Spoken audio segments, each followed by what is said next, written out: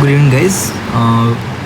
हम लोग आज इकोसिस्टम पढ़ने वाले हैं। चैप्टर 12 क्लास 12 का है, आप लोग जानते हैं। ठीक है, हम लोग इसको line by line NCERT visualise करने की कोशिश करेंगे। मैक्सिममली तो ये रटने वाला है।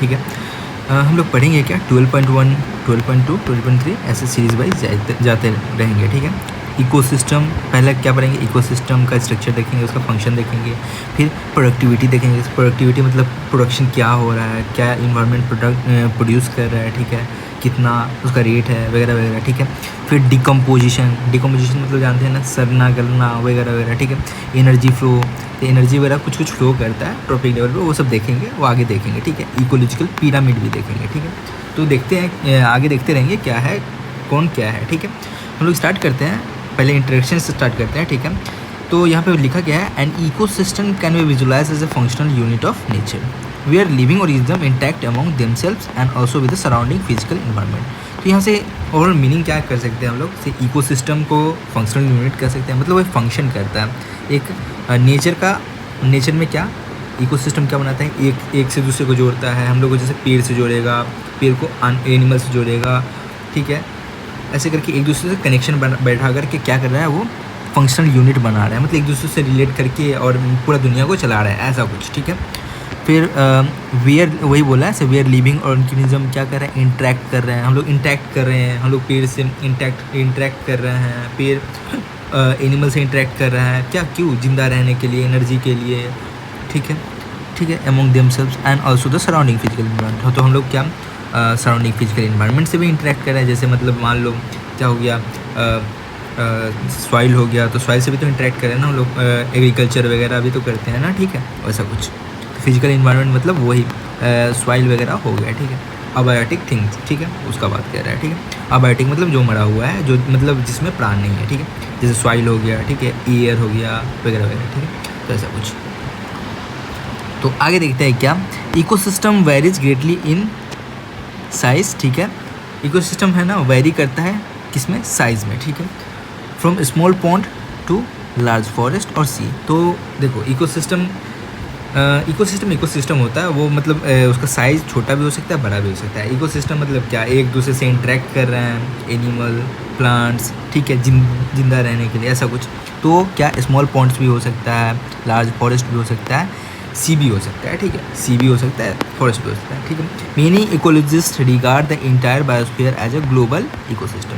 तो बहुत सारे इकोलॉजिस्ट मतलब जो इकोलॉजी का स्टडी करते हैं, अध्ययन करते हैं, ठीक है, उस पर रिसर्च वगैरह करते हैं, इकोलॉजिस्ट कह सकते हैं। ठीक है, तो क्या कह रहे हैं वो, regard the entire biosphere as a global system. तो वो पूरा बायोस्फीयर जो भी हम लोग का मतलब इकोसिस्टम का बायोस्फीयर है। ठीक है, बायोस्फीयर मतलब जहाँ पे लिविंग थिंग रहते हैं। ठीक है, बायोस्फीयर जो भी ओवरऑल इकोसिस्टम बहुत बड़ा लिविंग थिंग का जो भी एरिया है, ठीक है, उसको क्या बोला गया, ग्लोबल इकोसिस्टम बोला गया। ठीक है, तो वही बोला, ग्लोबल मतलब बहुत बड़ा एरिया, मतलब ग्लोबली मतलब वर्ल्ड समझ सकते हैं। ठीक है, इकोसिस्टम मतलब जहाँ पे एक एनिमल दूसरे से इंटरेक्ट करता है, एक ऑर्गेनिज्म दूसरे से इंटरेक्ट कर रहा है जिंदा रहने के लिए। ठीक है, as a composite for all local ecosystem on earth. ठीक है, तो वही बोला, सबको मिला करके एक ग्लोबल इकोसिस्टम कहा उन्होंने। ठीक है, since this system is too much big, क्योंकि ये सिस्टम बहुत बड़ा है। ठीक है, और कॉम्प्लेक्स भी है, कॉम्प्लेक्स बहुत होता है, आप देखिएगा बहुत बड़ा कॉम्प्लेक्स होता है, बहुत ज़्यादा ही कॉम्प्लेक्स होता है। ठीक है, कॉम्प्लेक्स होता है स्टडी करने में एक समय में। ठीक है, एक समय में स्टडी करने में बहुत कॉम्प्लेक्स होता है।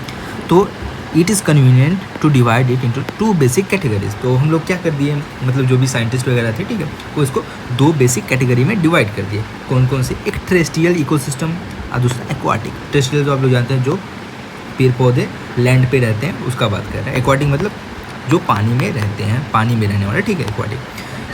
आगे बढ़ते हैं, forest, grassland, desert are some of the example terrestrial ecosystem. तो आप लोग जानते हैं टेरेस्ट्रियल मतलब जो ज़मीन पे रहता है जनरली। ठीक है, तो फॉरेस्ट तो ज़मीन पे ही देखते हैं, ग्रासलैंड भी ज़मीन पे देखते हैं, डिजर्ट क्या है, वो भी तो ज़मीन ही है ना, तो वो क्या हो जाएगा, टेरेस्ट्रियल इकोसिस्टम। तो जैसे पोंड हो गया, पोंड मतलब पोखर होता है। ठीक है, लेक मतलब आप लोग जानते हैं, ठीक है, जिसमें पानी, ये भी वाटर बॉडीज़ है। ठीक है, लेक। ठीक है, तो वेटलैंड जहाँ पे मतलब नाम से ही पता चल रहा है, वेट मतलब गीला और लैंड ऐसा ज़मीन जहाँ पे थोड़ा पानी हो। ठीक है, ऐसा कुछ। ठीक है, रिवर भी हो गया, इस्चरी यहाँ पे ये बात ध्यान रखना है, इस्चरी भूलना नहीं है। इस्चरी जो भी होता है ना, वो भी वेटलैंड में आता है, वो क्या, एक्वाटिक इकोसिस्टम में आता है। ठीक है, और some of the example of aquatic ecosystem, तो ये बात ध्यान रखना है। मेरे को यहाँ पे ये बात ध्यान रखना है, इस चीज़ यहाँ पे इंपॉर्टेंट थिंग है, ठीक है। ये सब तो आप लोगों को पता होगा, पॉन्ड, लैंड, वेटलैंड, ठीक है, ऐसा कुछ। आगे बढ़ते हैं। Crop field and an aquarium में ऑल्सो भी consider an man made ecosystem. तो हम लोग जानते हैं जो क्या खेती कौन करता है, इंसान ही तो करता है ना। और एक्वारियम मतलब क्या, जो हम लोग पार्क वगैरह में जाते हैं तो देखते हैं ना, मछली तैर रही है, ठीक है। तो एक्वारियम मतलब ऐसा रिजर्वायर जहाँ पे पानी रखा गया है, ठीक है, जस्ट बिकॉज ऑफ वो हम लोगों को सोप पीस ऐसा कुछ होता है ना देखने के लिए, ठीक है। तो एक्वारियम उसको कहते हैं, ठीक है। तो वो कौन बनाता है, इंसान ही तो करता है ना, पैसा कमाना है भाई, पार्क, समझ रहे हैं ना। तो यहाँ पे वही बोला है, we will first look at the structure of the ecosystem. हम लोग इस चैप्टर में क्या देखेंगे, स्ट्रक्चर देखेंगे इकोसिस्टम का। तो उसके बाद अप्रिसिएट करेंगे ऐसे इन क्या प्रोडक्शन कितना हो रहा है, क्या प्रोडक्टिविटी है। उसके बाद देखेंगे क्या एनर्जी कैसे ट्रांसफ़र हो रहा है, फूड चेन के बारे में जानेंगे, वेब के बारे में जानेंगे, फूड वेब के बारे में जानेंगे। फिर न्यूट्रिएंट कैसे साइकिल हो रहा है वो भी जानेंगे। फिर क्या है, आउटपुट देखेंगे, क्या आउटपुट होता है उस मतलब प्रोसेस का, ठीक है। जैसे डिग्रेडेशन होता है, एनर्जी लॉस भी कुछ कुछ होता है, ठीक है। We will also look at the relationship. हम लोग रिलेशनशिप के बारे में भी जानेंगे, जैसे ये मतलब प्लांट और एनिमल में क्या क्या रिलेशनशिप है। बहुत सारे एनिमल्स एक दूसरे में रिलेशनशिप शो करते हैं, ठीक है, in the for the exchange of energy, food के लिए, खाने के लिए, कुछ कुछ के लिए, ठीक है। तो ऐसा कुछ। तो साइकिल्स भी कुछ कुछ दिखते हैं, चेन्स भी दिखते हैं। चेन्स मतलब एक दूसरे से कनेक्टेड है। वेब्स, वो भी तो मकरा का जाल जैसे होता है ना, वेब्स, वैसा कुछ एक दूसरे से हम लोग कनेक्ट करके एक वेब बनाते हैं, ठीक है। That are created as a result of this energy flows within the system and their interrelationship. वही बोला, इंटर रिलेशनशिप के कारण ये सब बनता है, ठीक है। दैट्स ऑल, आज के लिए बस इतना ही, ठीक है।